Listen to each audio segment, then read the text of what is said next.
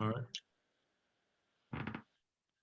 Welcome back to the Marching to Madness podcast Zoomcast with Coach Russ Turner of the Irvine Anteaters. UC Irvine, 21 or more wins, folks, in 7 of the last 9 seasons, and they finished either first or second in either 8 of the last 9. Coach, welcome back and Happy New Year, I guess, right? We're getting ready to roll. Yeah, thanks, Ken. It's good to be with you, and I really appreciate you having me and UC Irvine on your deal.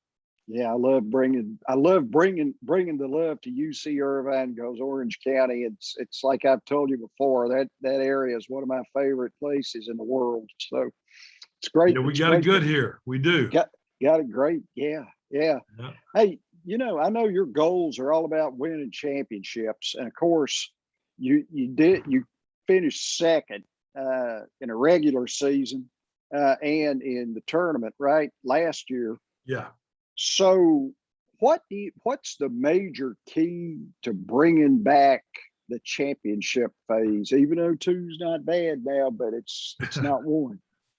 Yeah, well, we had a really young team last year, Ken, and I was worried that we were so young that it'd be hard for us to compete. But we maybe surpassed my expectations early. And we were an historic defensive team last year. But in the end, Santa Barbara was just better than we were. They had veteran guards. They had a guy who's playing in the NBA now, and Ja'Cory McLaughlin, and they beat us. But I feel good that we had that experience, of watching them celebrate in front of us in the Big West tournament when they beat us to go to the NCAAs. They earned that, but it's never easy to see that happen in front of you. We got a bunch of guys now who've learned a lot from what last year's set of experiences were. I'm excited for the opportunity we have to improve because of that. I think we've got to be consistently good on the defensive end like we've been. We've got to be a rebounding team like we've been. And then we've got to figure out a way to, play better together on offense. I think that's what we weren't able to do well enough last year. Some of that's related to youth and inexperience, and hopefully we can learn those lessons. On offense, are there any changes, that you're implementing to try to maybe get them to play better together or have more continuity? Yeah, we are doing a few different things. We've got a foundation for how we play here that we're not going to get too far from, but every year we try to adapt to our talent and to our personnel strengths. This year is going to be no different. We've got, one guy who moved on last year was a 5th-year senior, Brad Green. So we've got a bunch of young big guys. They're going to need to figure out where their role can be in our offensive, way of playing. But we've got a bunch of guys also who, especially on our perimeter, who got a lot better and who are really talented. I expect those guys all, to take the experiences they had last year and show some improvement, both in their ability to create things for themselves, but especially in their ability to play well together with other guys. Collin Welp, a 2-time Big West first teamer. How hard is his compete level? How high, I guess I should say, is his compete level? And then how has that turned him into a better basketball player on both sides of the ball? Yeah, he's as competitive, Ken, as any guy I've had. And that's to his credit. I mean, he's got a burning desire to be good and to win and to perform. I think that I've been surprised in some ways at the level he's improved on the defensive end. He's become a plus defender for us. And, when he got here, he probably wasn't as interested in that area or that side of the ball as we require guys to be. Now he's not only interested and he's engaged, but he's effective. He's a go-to player for us. He's also got the clutch gene. He makes big plays in big moments, and he's a talented passer. And so fitting all that together and making other players better will be parts of his story this year, because I don't think there are going to be too many teams that challenge him to make plays. I think teams are going to have to react to the fact that he can do it. So our ability to play around him is going to be important. Dawson Baker will be another key for you. I was wondering, what did he do within his game with his talent to make him, so good in such a short period of time?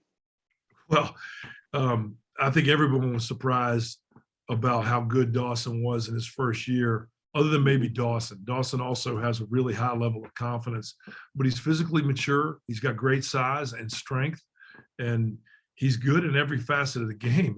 He dribbles well, he shoots well, he passes well, he sees the floor really well. All that's on offense. On the defensive end, he's also really come a long way in one season of college basketball, and so I think he's another guy that is a factor at the end of games that people have to deal with.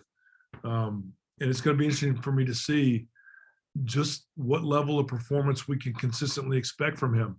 I think it's really high. I think the kid has a chance to be a really, really good player. Yeah, and then you got DJ Davis. He had a good year at a guard as well. Just curious now, as he moves up the ladder, you want him to maintain consistency and then get better. How's he do that? Well, DJ came a long way last season. Early in the year, he had a long way to go, and I forced him through some of those trials, and continued to play him through a lot of freshman type situations. I think now he's a more competitive, more mature version of the talented guy that he was last year. So he also is in position, I think, to show some significant improvement. We weren't sure last year whether he could be a point guard or whether we just needed to play him as a scorer. I think there's no question he can be a point guard. The only question for us is whether that's the best way to use him. We've got some other guys who pair well with him, many different guys who pair well with him. So we're going to have to figure that out with this group is how we all fit together best. But we know DJ's a big part of that. Yeah, and Isaiah Lee, what are you looking for out on the point from him? He was a really good leader for you as well. Yeah, he was outstanding last year. The thing about him that maybe people don't realize as much is how effective a defensive player he is. He has shutdown ability. He can really guard the ball. He can impact the ball. He can set the tone on that point guard position defensively the way that we need to be the type of team we expect to be. And then offensively, he's a career 40% three-point shooter. So we know he can knock down shots. He's a guy who's really aggressive in transition to get the ball down the floor. And the better he becomes at creating shots for others and making good decisions, the better overall our offensive performance is going to be. So I think he also will make big growth in those areas. Well, obviously, you guys are a defensive fortress out there. I mean, the consistency and the numbers speak for themselves.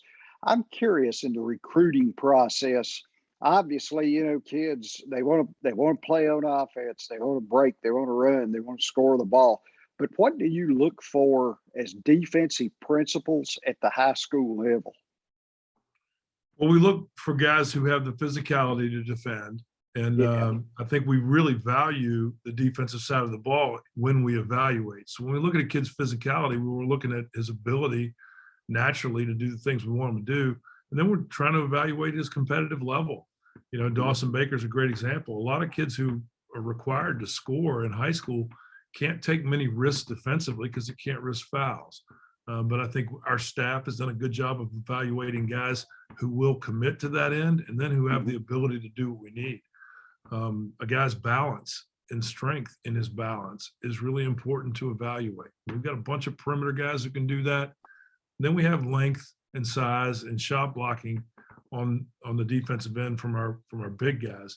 Those are the things that we've consistently fit together to be the type of defensive program.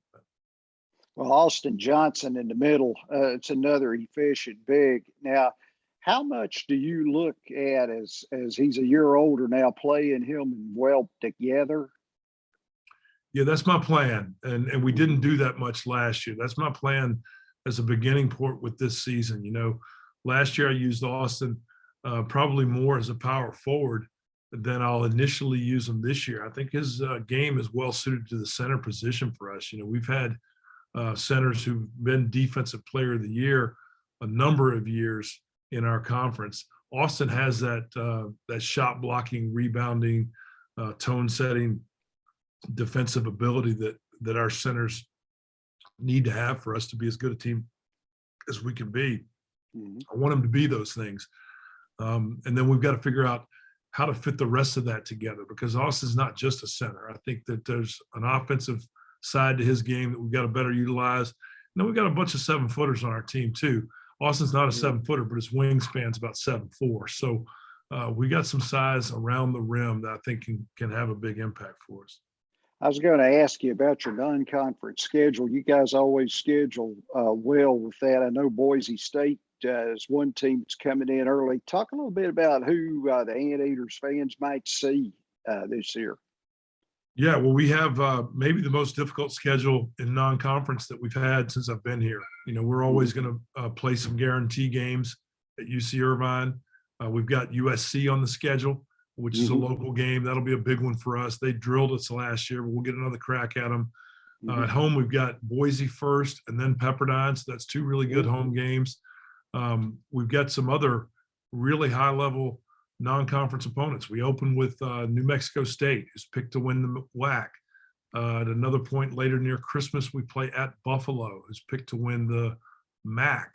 So the teams picked at top of WAC and MAC are both on our preseason schedule. So we've got our work cut out for us. I think that there's a chance that our record might not be as good going into the conference as some other teams in our league, but I do think that we'll be prepared competitively when our conference games arrive.